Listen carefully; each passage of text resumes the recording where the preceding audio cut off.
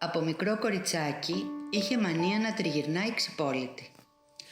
Αδύνατο στάθηκε να της φορέσουν κάλτσες και παπούτσια, ακόμα και όταν ήρθε η ώρα να πάει στο σχολείο.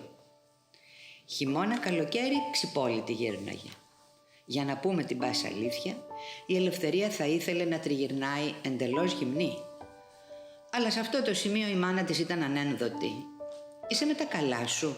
Είδες κανέναν να τριγυρνάει τσιτσίδο στο γύρο? Θα σε κλείσουν μέσα, κακομοίρα μου. Αν δεν προλάβεις να πας από πνευμονία, για να μην σου πω που είσαι και κορίτσι, τι θα πάθεις άλλο χειρότερο». Η Ελευθερία δεν πίστηκε από τις απειλές, αφού η μάνα της πάντα ήταν σεμνά ντυμένη και όμως έμοιαζε να την ταλαιπωρούν οι συνθήκες της ζωής της αφόρητα.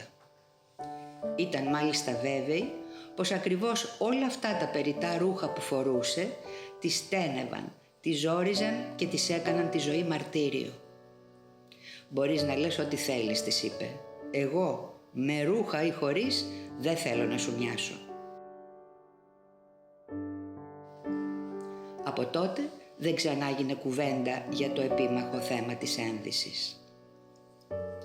Η Ελευθερία έψαχνε πάντα ευκαιρίες να πετάει και το τελευταίο ρούχο από πάνω της και να απολαμβάνει, κρυφά έστω, αυτή την αίσθηση της ευάλωτης γύμνιας που άφηνε το σώμα και κυρίως την ψυχή της εκτεθειμένη στους καιρούς. Κατά τα άλλα, σαν όλα τα παιδιά, πήγε και αυτή στο σχολείο.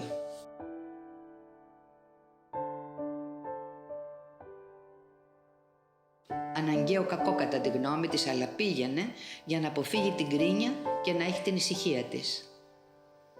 Ωστόσο, είχε την αίσθηση πως όσα καταλάβαινε για τον κόσμο τριγυρνώντας γυμνή στις ερημικές παραλίες, δεν θα τα μάθαινε ποτέ σε κανένα σχολείο και με κανένα δάσκαλο.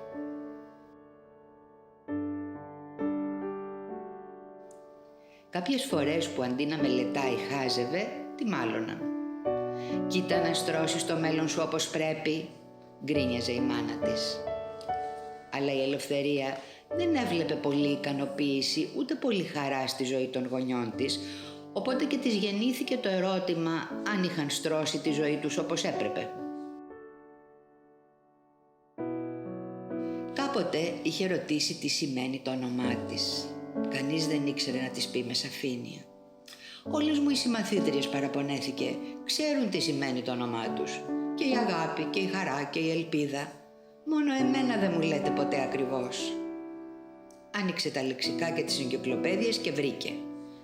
Η δυνατότητα να πράττει και να σκέπτεται κανείς χωρίς περιορισμούς. Όσο για την ετυμολογία της λέξης, σκέφτηκε πως ελευθερία σημαίνει έρχεται το θέρος. Οπότε φοράμε λιγότερα ρούχα που για την ίδια σήμαιναν κατεξοχήν τον περιορισμό της προσωπικότητάς της.